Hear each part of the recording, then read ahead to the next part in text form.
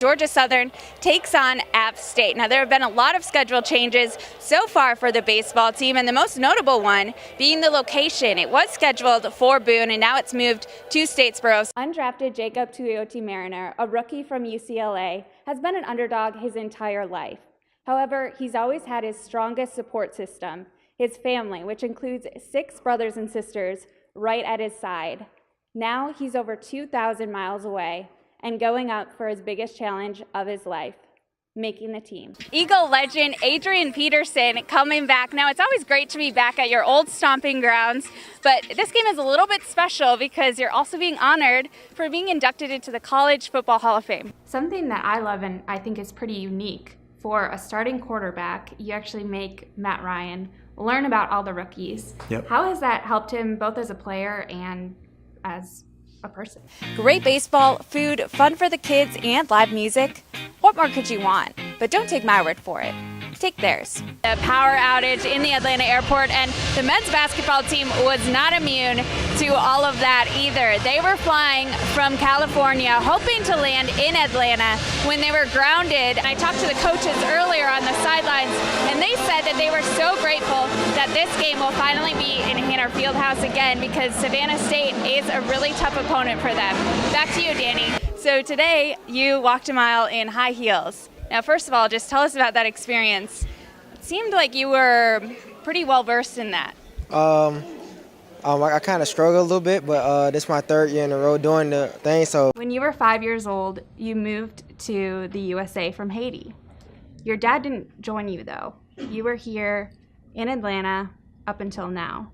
Your dad wasn't able to come and join you until high school, and he was about to see you play your first college football game, and then that time was cut short. Walk us through those emotions of getting that excitement to actually finally having your dad come and see you play college ball and then hearing the news. I'll start off from when I was younger. My arms, we had to separate, arms. I was holding on to his arm. I didn't want to let go because he couldn't come with us. We went to the Georgia Southern campus and asked some students to see if they could identify some key athletic figures.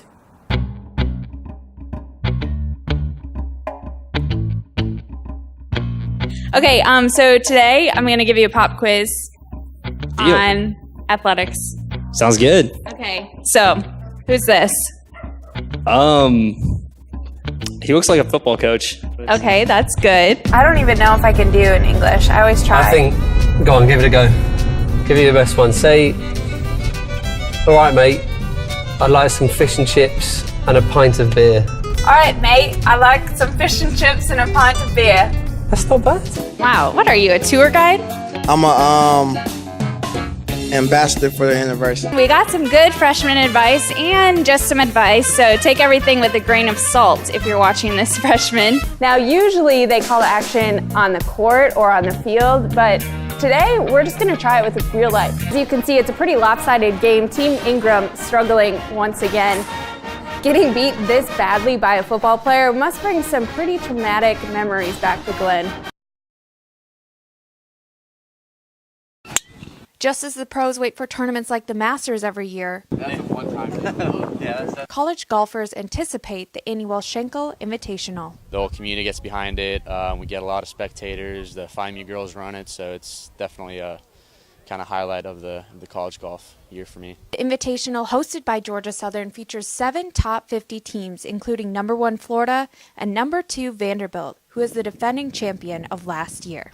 Our reputation precedes itself in some ways. The work that all the previous people have done with the Schenkel, to be able to host the number 1 and 2 teams in the country is something very special to us. This event always grabs a great field. It's one of the strongest fields in the country every year. We enjoy any opportunity to go against the top teams in the country. We feel like we're right there. Although this tournament boasts some of the nation's top talent, most of these golfers got their start at kids clinics, much like this one. Last year when I did this, I had some flashbacks to some clinics and lessons that I took when I was a kid. For the third year, the Schenkel includes the Kids Clinic, which the chairman of the tournament says is a great way to introduce a new generation to the game. This is the age we've got to get them interested in the game. This is when they need to start playing golf. They need to start being introduced to the game because it's something they're going to play for the rest of their life. All right, keep it on the right leg, the weight.